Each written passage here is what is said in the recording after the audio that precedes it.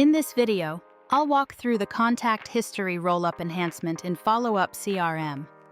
The goal is to give you one place to view everything that has happened with a contact, including activity from related projects, without opening multiple records. Start on the Contacts page and open any contact record. Then go to the History area for that contact. Here, you'll see a single timeline that combines contact activity and project activity. This timeline is sorted with the newest activity first, so the most recent updates always appear at the top. As you scroll through the feed, you'll see items such as contact notes, contact logs, and contact sales activity. You'll also see project items connected to this contact, including project comments, project emails, project logs, and project sales activity. Each row clearly shows where the update came from, who created it, and when it happened. Notice that each row is compact by default. This makes the feed easy to scan quickly. When you need more detail, expand a row.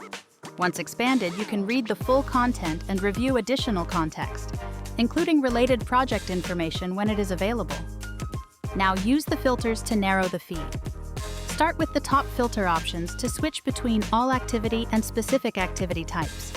Then use advanced filters such as project, user, activity type, source, and date range.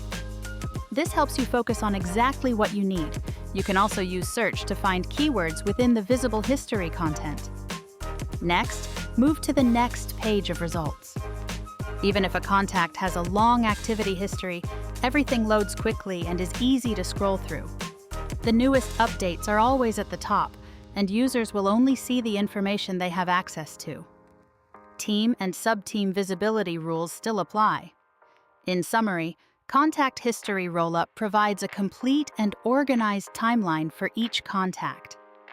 It improves visibility, reduces clicks, and helps your team understand relationship context faster, so follow-up is more informed and more consistent.